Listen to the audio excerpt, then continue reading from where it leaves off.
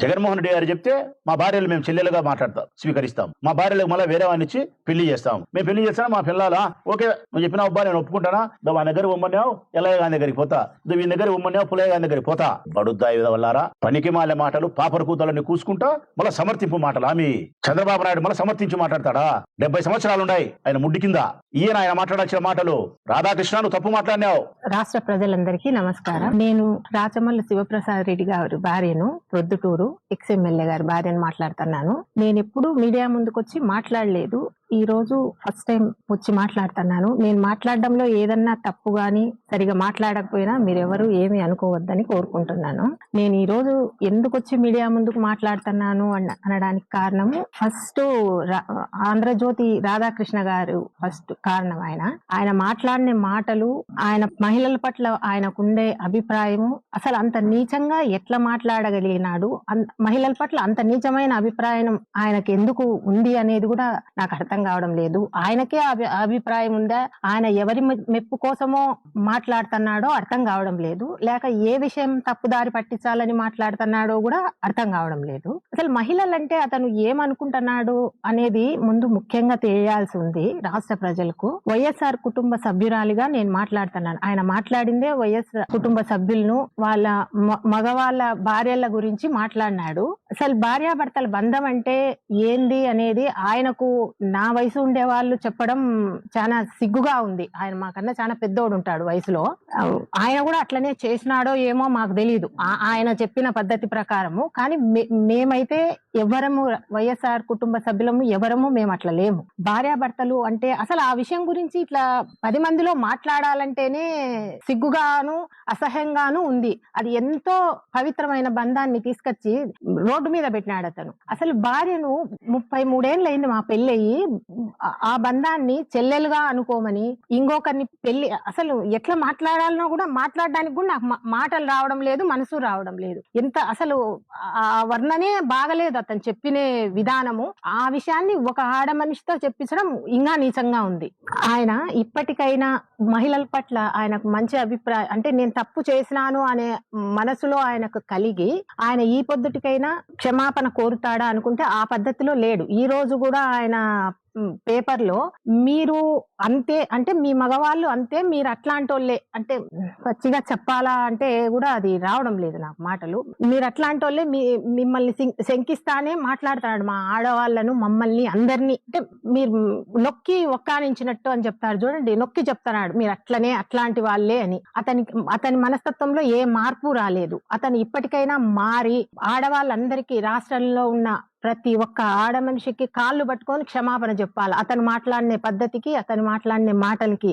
లేదు నేను క్షమాపణ చెప్పను, మీరు అట్లాంటి వాళ్ళే, అట్లే విశ్వసిస్తాడా, నేను ఈ పద్ధతిలోనే నేను ఉంటాను అంటే మేము అతన్ని శిక్షించడానికి కూడా సిద్ధంగా ఉన్నాం. అది ఎప్పుడు అంటే మా టైం వస్తుంది, ఖచ్చితంగా వచ్చినప్పుడు అతన్ని శిక్షించడానికి మేము సిద్ధంగా ఉన్నాం. అతన్ని ఇచ్చిపెట్టేదైతే మాత్రం లేదు. అతను క్షమాపణ చెప్తే చెప్పినట్టు, లేకపోతే శిక్షకు రెడీగా ఉండాలి అతను. మేము ధర్నాలు అవన్నీ చేయాలని అనుకోవడం లేదు. ఒకవేళ అతను అనుకుంటుంటాడు ఏముందులే 2 రోజులు వచ్చి మా ఆఫీస్ కాడ అడుస్తారు, ధర్నాలు చేస్తారు, పోతారు అని అనుకుంటుంటాడు. ఈ 2 రోజులు వచ్చి పోయేది కాదు. కాకపోతే అతనికి మటుకు శిక్ష తప్పదు. ఈ మాటలకు ఖచ్చితంగా అతన్ని శిక్షించే తీరుతాం మేము. ఇప్పుడు కూడా నెక్స్ట్ ఇదైపోతానే కూడా మేము పోలీస్ స్టేషన్ కు పోతాము, అక్కడ అతని పైన కేసు కూడా పెడతాం. ఈయన చెప్పినాడు, ప్రసాద్ రెడ్డి చెప్పినాడు, నువ్వు కేసు పెట్టడానికి పోతే స్టేషన్ కు నీ మీద కేసు పెడతారా, ఆడ కేసు కూడా రిజిస్టర్ చేసుకోరు రిజిస్టరు అని చెప్పినాడు. అయినా సరే న్యాయం కోసం మేము స్టేషన్ కు పోతాము, అక్కడ న్యాయం జరుగుతుంది అనుకుంటున్నాము. జరగకపోతే ఆ న్యాయం ఏమో మేమే, మాకు చేసిన అన్యాయానికి ఆ న్యాయం మేమే చేసుకుంటాము.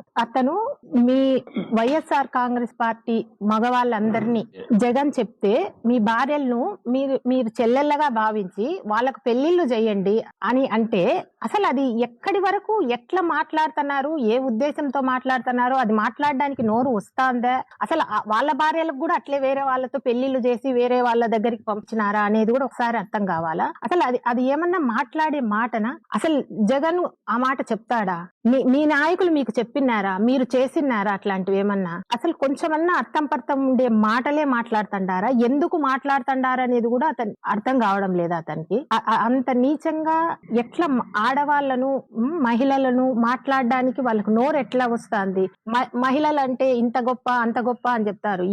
ఇంత నీచమైన అభిప్రాయం మహిళల పట్ల పెట్టుకొని వాళ్ళు మళ్ళా ఊరికే బయటికి మహిళలు గొప్ప వాళ్ళు బయటికి రావాలా, రాజకీయంగా ఎదగాల, అన్ని రంగాల్లో రావాలా అని చెప్తారు. ఇట్లా నీలాంటి వాళ్ళు ఉన్నప్పుడు మహిళలు బయటికి రావడానికి కూడా భయపడే పరిస్థితులు తెస్తున్నారు మీరు. అసలు కొంచెమన్నా మీకు మహిళల పట్ల గౌరవము అనేది ఉందా మీకు అందరికి ఎవరికైనా కూడా?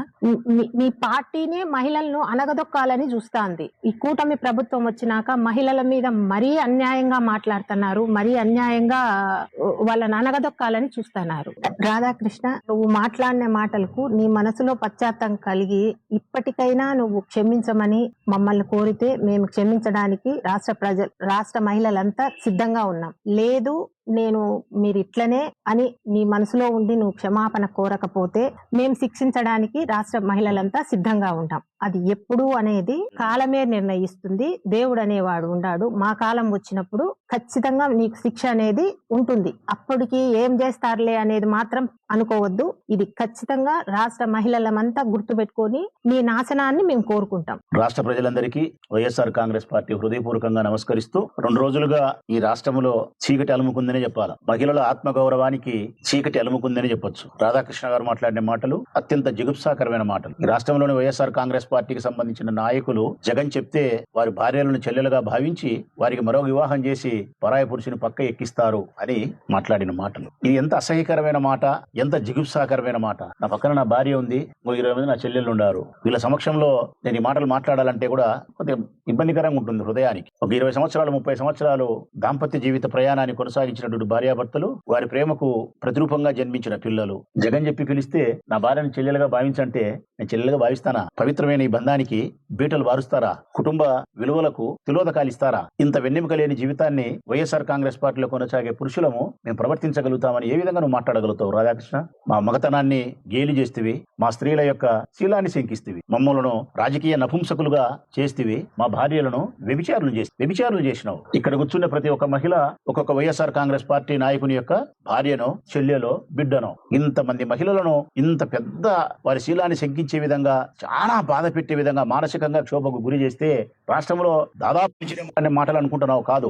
ఏ ఆడవాళ్ళను మాట్లాడినా పరాయి ఆడవాళ్ళు కూడా చాలా సీరియస్ గా కోపగించుకుంటారు. దాదాపు 2 కోట్ల మంది మహిళలను ఈ విధంగా బాధిస్తే వీరి కన్నీటి చుక్కలు నిన్ను సర్వనాశనం చేస్తాయి. ద్రౌపది కంట్లో నుంచి వచ్చిన కన్నీళ్లు సర్వనాశనం చేసింది కురు సామ్రాజ్యాన్ని. సీతమ్మ కళ్ళ నుంచి వచ్చిన కన్నీటి చుక్క లంకా దహనం చేసింది. రావణంతటి గొప్ప శక్తిశాలిని, అంతటి పాండిత్యం కలిగిన పండితుణ్ణి మరణం. నువ్వెంత, నీ బతికెంత? డొక్కు సైకిల్ ఎక్కువ పేపర్ వేసుకుంటే తిరిగేవా నువ్వు? వానికి మోసం చేసి వీరికి మోసం చేసి చంద్రబాబు నాయుడుకి ఊడిగం చేసి బానిస బతికి ఈ బుద్ధు నువ్వు డబ్బు సంపాదించి నువ్వెంత, నీ బ్రతికెంత మహిళల ముందర? ఈ రోజు నా భార్య ఎప్పుడు మీడియా ముందుకు రాని మీడియా ముందుకు వచ్చి మాట్లాడుతుందంటే కారణం ఒక మహిళగా ఆమె బాధపడుతుంది. ఏంది రాజకీయాలలో ఇంత భ్రష్టు పట్టిపోయినాయి? ఎంత చంద్రబాబు నాయుడు కోసం అయితే మాత్రం ఏబిఎన్ పత్రిక గానీ ఛానల్ గానీ ఇట్లా ప్రవర్తించేది ఏంది? నన్ను నువ్వు చెల్లెలుగా భావించేది ఏంది? నువ్వు ఇంకొకరికి పెళ్లి చేసేది ఏంది? పెళ్లి చేసి నేను మనతో ఏళ్ళు పట్టుకుని నడుచుకుంటూ పోయేది ఏంది? ఇది దీనికోసం మళ్ళా మనం ఆయన గేటు ముందుకు పోయి, ఆయన గేటు ముందుకు, ఎవరి గేటు ముందుకు? రాధాకృష్ణ గారి గేటు ముందుకు పోయి మా ఆడోళ్ళం మేము క్షమాపణ చెప్పమని కోరడం. రాధాకృష్ణ నీ మనసు మార్చుకో, రాధాకృష్ణ లేకుంటే తప్పు ఒప్పుకో, నీ గేటు ముందుకు వచ్చి మేము అడగాలి. అడిగితే నువ్వు పైన లోపల ఏసీ రూమ్ లో కూర్చొని పోలీసులను పెట్టి మమ్మల్ని ఈడ్చి పారేసి కేసులు పెట్టే ప్రయత్నం చేసి ఎమ్మెల్యేలను ఎమ్మెల్సీలను మీరు దుబ్బి పారేస్తా అంటే, మా ఆడోళ్లను ప్రజాప్రతినిధులు ఆడోళ్ళు మా వాళ్ళను మీరు లాగి పారేస్తా అంటే మేము భరించాలా? కేసులు మళ్ళీ మేము స్వీకరించాలా? నాకు ఇష్టం లేదు ఇది. ప్రజాస్వామ్యబద్ధంగా చట్టానికి లోబడి తప్పు చేసిన నీ నుంచి క్షమాపణ ఆశించడం అనేది మా సంస్కారం. నువ్వు దాడి చేయాలా, నీ ఆఫీస్ పగలగొట్టాలా, నిన్ను కొట్టాలా, తిట్టాలా, ఇది కాదు మా అభిప్రాయం. ఈనాటికి నీ నుంచి క్షమాపణ మాత్రమే ఆశిస్తున్నాం. పశ్చాత్తాపం కూడిన క్షమాపణ, అది కూడా పశ్చాత్తాపంతో కూడిన క్షమాపణ. మరొకసారి ఆ తప్పును చేయనీయదు. మరొకసారి స్త్రీల పట్ల చులకన అభిప్రాయాన్ని ప్రదర్శించకుండా, స్త్రీలను ద్వేషించకుండా, స్త్రీ పురుషుల మధ్య అసమానతలను ప్రదర్శించకుండా, నీ పత్రిక గాని, నీ కలం గాని, నీ నోరు గాని, నీ మనసు గాని పవిత్రంగా ఉండాలని కోరుతా ఉన్నా నేను. నీ మనసు పవిత్రంగా లేదు, నీ పత్రిక పవిత్రంగా లేదు, నీ కలము పవిత్రంగా లేదు, నీ ఆలోచనలు సక్రమంగా లేవు. స్త్రీ పురుషుల మధ్య అసమానతలను ప్రదర్శిస్తున్నావు, స్త్రీల శీలాన్ని శంకించే విధంగా ప్రవర్తిస్తున్నావు. నిన్న చేసినావు ఈ బుద్ధుడికి ఏమైనా మార్పు వచ్చిందా నీలో? మళ్ళీ ఈ రోజు రాసినావు, ఈ రోజు మళ్ళీ ఆంధ్రజ్యోతి పత్రిక రాస్తే పత్రిక నిండా ఒకటే. కారణం ఏం మాట్లాడుతున్నాడు ఆయన తెలిసిన? ఈ రోజు నాకు మొన్నటి కంటే ఈ రోజు ఇంకా బాధ కలిగింది. నేను ఏదో పొరపాటున మాట్లాడినా, పొరపాటున రాసినా అని మాట్లాడలే ఆయన. ఈ రోజు పత్రికలు ఏం రాసినాడు అంటే గన, మావిగాన్ ప్రస్తావన పేరుతో రాజధానాన్ని ధ్వంసం చేసేదానికి జగన్ పూనుకుంటే దాన్ని మేము వేలెత్తి చూపుతున్నాము. రాజధాని గొప్ప నిర్మాణము, చంద్రబాబు నాయుడు గొప్పగా చేస్తున్నాడు అని మేము వేలెత్తి చూపితే, మేము దానికి అనుకూలంగా మేము మాట్లాడితే, రాజధాని అమరావతికి అనుకూలంగా మేము మాట్లాడితే మా మీద ద్వేషంతో జగన్ మనుషులు మా కార్యాలయంపై దాడి చేస్తున్నారని. నీది పెన్న, ఆ పెన్నులో సిరానా ఉండేది కాదు, ఆ పెన్నులో ఉండేది సిరా కాదు. నీ నల్లటిని చీకటి సంబంధించినటువంటి నీ అక్షరాలు ఉన్నాయి అందులో, నీ ఆలోచన విధానం ఉంది అందులో. నేను వచ్చింది అందుకు కాదు. నీ బొచ్చులో అమరావతి కట్టుకుంటే ఎంత, కట్టుకోకపోతే మాకెందుకు? మా ఆడవాళ్ళను వ్యభిచారం చేసేందుకు మేము వచ్చినాం. ఇప్పుడు చెప్తా ఉన్నా, రాష్ట్రంలో ఉండే అన్ని అంశాల కంటే ప్రధానమైన అంశం మా కుటుంబ స్త్రీలకు సంబంధించిన ఆత్మ గౌరవమే మాకు ముఖ్యం. ఇప్పుడు చెప్తాను కదా, మాకు రాజకీయాలు ముఖ్యం కాదు, పదవులు ముఖ్యం కాదు. నాకే కాదు, ఈ రాష్ట్రంలో ఉండే ఏ మనిషికైనా, ఏ కులం, ఏ మతం, ఏ వ్యవస్థలో ఉండే మనిషికైనా తన కుటుంబ స్త్రీల యొక్క ఆత్మ గౌరవమే ప్రాధాన్యత. ఆ భార్యలను నువ్వు శంకించినప్పుడు, మా వెన్నెముకలను విరిసివేసినట్టు మాట్లాడినప్పుడు, మా మగతనాన్ని గేలి చేసి నువ్వు మాట్లాడినప్పుడు నీ దగ్గరకు వచ్చినాం ధర్నా చేయడానికి. ఇప్పుడు కూడా నువ్వు డైవర్షన్ పాలిటిక్సా? పేపర్ చదివితే ఈ రోజు ప్రజలారా, పవన్ కళ్యాణ్, లోకేష్, చంద్రబాబు నాయుడు, మంత్రులు, ఎమ్మెల్యేలు అందరూ, హోమ్ మినిస్టర్ మహిళ ఆమె కూడా అందరూ పేపర్ నిండా ఆంధ్రజ్యోతిలో ఏముంది తెలిసిన? కేవలము రాజధాని అమరావతి నిర్మాణాన్ని ఓర్చుకోలేక ఆంధ్రజ్యోతి యాజమాన్యం పైన మేము దాడి చేయడానికి పోయినామంట, పత్రికా స్వేచ్ఛను మేము హరించినామంట, రాధాకృష్ణ ఉత్తముడంట, రాధాకృష్ణ యొక్క ఆలోచన బృహత్తరమంట, రాధాకృష్ణ యొక్క పెన్ను కలం అది నన్నయ్య తిక్కనక యొక్క కలానికంటే కూడా గొప్పదంట. ఇది ఇటు చెప్పిన మాటలు. ఆమె లేడీ హోమ్ మినిస్టర్, ఎంతో గొప్పోడంట రాధాకృష్ణ, ఎంతో మంచోడంట ఒకప్పుడు. నీ బుద్ధి మందగిచ్చిందే, లేకుంటే నెత్తికి ఏమైనా అహంకారం వచ్చిందే? మళ్ళీ దానితో ఇంకొకరు మాట్లాడతారు. ఇప్పుడు జరిగిన సంఘటన ఏంది ప్రజలారా? వాళ్ళు మాట్లాడిన మాటలు, వాళ్ళు చెప్పిన మాటలు ఏం తెలుసునా? మీరు గతంలో ఆడవాళ్ళు ఇట్లా అన్నారే, షర్మిలమ్మకు న్యాయం చేయలేదే, షర్మిలమ్మకు న్యాయం చేయింది, విజయమ్మకు న్యాయం చేయకుండా ఉండేది ఆత్మగౌరవానికి సంబంధించిందే, ఆస్తులకు సంబంధించిందే? అసలు ఆ సందర్భం ఇక్కడ అవసరం ఉండేదేనా? లేకుంటే ఆ బుద్ధు రోజమ్మ ఇట్లా అనిందే, ఈ బుద్ధు కొడాలి నాని ఇట్లా అన్నాడే? నేను అడుగుతా ఉన్నా, రోజమ్మ, కొడాలి నాని, రాజమౌళి శివప్రసాద్ రెడ్డి, వల్లభనేని వంశీ, ఇంకొకరు, లేకుంటే మా అంబటి రాంబాబు, లేకపోతే ద్వారంపూడి, ఎవరైనా కానీ మా వాళ్ళు, అవి కాదన్నా ఈ రోజు అవసరము. ఈ రోజు మనం ఏం మాట్లాడినాం, దీన్ని మాట్లాడచ్చురా మాట్లాడకూడదా అని. ఒకడు గడ్డి తిన్నాడని చెప్పి నువ్వు దొడ్డికి తింటావా? ఒకడు గడ్డి తిన్నాడని నువ్వు దొడ్డికి తింటావా? గడ్డి తిన్నవానికి గడ్డి తినద్దురా అని చెప్పాలా? పనికి మాలిన మాటలు, పనికి మాలిన పోలికలు. ఈ పనికి మాలిన పోలికలతోనే ఈ రాష్ట్రాన్ని సర్వనాశనం చేసి పెట్టారు, భ్రష్టు పట్టించినారు. అక్షరాలు సమాజాన్ని సంస్కరించబడతాయి. రాధాకృష్ణ గారి పుణ్యమా అని చెప్పి ఈ అక్షరాలు వ్యభిచారం చేపిస్తున్నారు అక్షరాలతో. ఇది మేధో దారిద్ర్యం. నేను నిన్న చెప్పినా ఇప్పుడు చెప్తానా, ఇది మేధస్సుకు పట్టిన దరిద్రం. ఇది ఆఖరికి దరిద్రం అంటే అర్థం ఉంది, మేధస్సుకు దరిద్రం ఏంది ప్రజలారా? ఇది అక్షరాలతో విచారం చేయడం ఏంది? ఇది అసహ్యకరమైన మాటలు. జగన్మోహన్ రెడ్డి గారు చెప్తే మా భార్యలు మేము చెల్లెలుగా స్వీకరిస్తాం, మా భార్యలకు మళ్ళీ వేరే వాడిని ఇచ్చి పెళ్లి చేస్తాం, మేము పెళ్లి చేస్తాం, మా పిల్లలా ఓకే నువ్వు చెప్పిన అబ్బా నేను ఒప్పుకుంటానా, మా దగ్గర ఉమ్మన్నావు ఎల్లయ్య గారి దగ్గరికి పోతా, వీని దగ్గర ఉమ్మన్నావు పుల్లయ్య గారి దగ్గరికి పోతా. బడుద్దాయి వల్లారా, పనికి మాలే మాటలు, పాపర కూతలని కూసుకుంటా మళ్ళీ సమర్థింపు మాటలు. ఆమె చంద్రబాబు నాయుడు మళ్ళీ సమర్థించి మాట్లాడతాడా? 70 సంవత్సరాలు ఉన్నాయి ఆయన ముడ్డికింద. ఆయన మాట్లాడాల్సిన మాటలు, రాధాకృష్ణ నువ్వు తప్పు మాట్లాడినావు, ఈ రాష్ట్రంలోని స్త్రీల పట్ల అసభ్యకరంగా మాట్లాడినావు. మా ప్రత్యర్థి రాజకీయ పార్టీ అయినప్పటికీ కూడా ఆ ప్రత్యర్థి రాజకీయ పార్టీకి సంబంధించిన లీడర్ల యొక్క భార్యలు, మహిళలు, వాళ్ళ నా బిడ్డలతో చెల్లెలతో సమానం, నీ మాటను వెనక్కి తీసుకో అని చెప్పితే నీ స్థాయి పెరిగిండు. అంబటి రాంబాబు లాగా ఏబిఎన్ రాధాకృష్ణ కూడా మీడియా ముందుకు వచ్చి పొరపాటు నా మాట దొర్లింది, నా ఉద్దేశం అది కాదు, మరొకలాగా చెప్పబోతే మరొకలాగా అది పోయింది, ఈ రాష్ట్రంలోని స్త్రీలందరూ వైఎస్ఆర్ కాంగ్రెస్ పార్టీ కుటుంబ సభ్యురాలైన మహిళలందరూ నా బిడ్డలతో నా చెల్లెలతో సమానం, క్షమించండి అని ఒక మాట నువ్వు చెప్పింటే అంబటి రాంబాబు లాగానే నువ్వు గొప్పని వేందు, ఈ సమస్య పరిష్కారం అయిపోయిండు. ఇంకా నీ అహంకారం ఎక్కువ, ఈ బుద్ధి కూడా మళ్ళీ ఏం మాట్లాడుతున్నావు అంటే నేను అంతే అంటున్నావు అంటే అర్థం క్షమాపణ చెప్పను అంటున్నావు. క్షమాపణ చెప్పాలంటే అర్థం ఏమని? నేను మాట్లాడిన మాట నిజము, మీరు వెన్నెముక లేని మనుషులే, మీ పిల్లలు వ్యభిచారులే, మీరు చెబితే మీ పిల్లలు ఎవరి దగ్గరికైనా పోతారు అనే కదా నువ్వు చెప్పేది.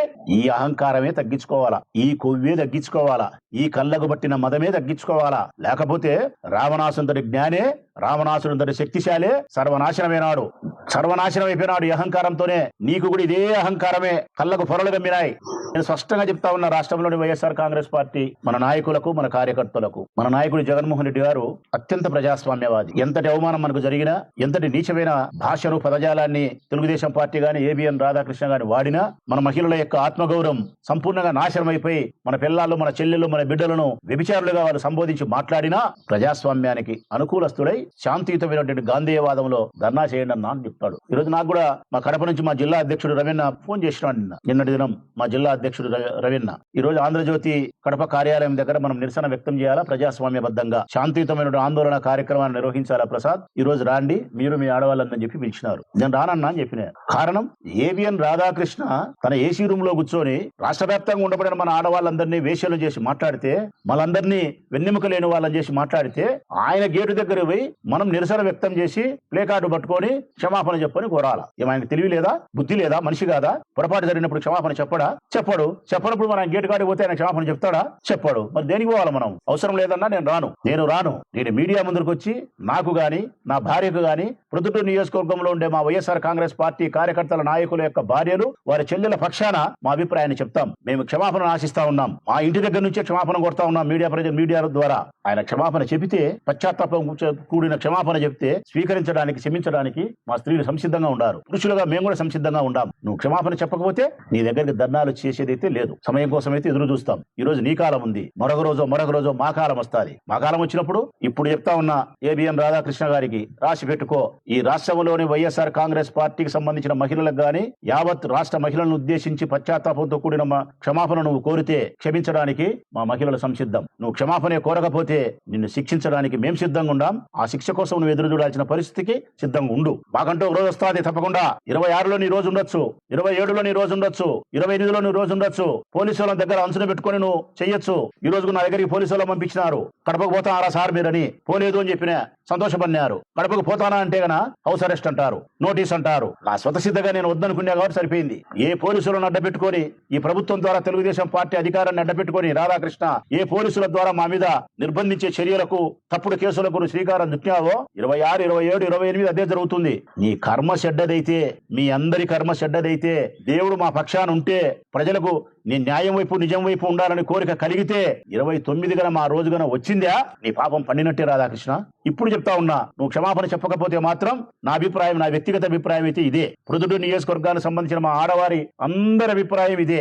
నేను ధర్నా చేయను, నిరసన చేయను. క్షమాపణ కోరిన మా ఆడవాళ్ళందరూ కోరినారు. మా ఆడవాళ్ళందరి తరపున చెప్తానా, క్షమాపణ చెప్తే క్షమించడానికి సంసిద్ధం. క్షమాపణ కోరకపోతే 29వ సంవత్సరం వచ్చిన తర్వాత మా టైం వస్తే ఈ కడప వైఎస్ఆర్ కడప జిల్లాలో నీ ఆంధ్రజ్యోతి పత్రికే ఉండదు, నీ ఆంధ్రజ్యోతి కార్యాలయమే ఉండదు. ఈ ఊర్లో ఏ పల్లెలైనా నీ పేపర్ కనిపిస్తే నా పేరు తిప్పి పెట్టుకోను, రాచమల్లి శివప్రసాద్ రెడ్డి పేరు. ఈ కడప వైఎస్ఆర్ కడప జిల్లాలో నీ పత్రికే కనపడదు నువ్వు క్షమాపణ చెప్పకపోతే. ఇదే మా మాట. ఈ మాట మేము చెల్లించలేకపోతే బ్రతికి ఉండి వేస్ట్. సెలవు.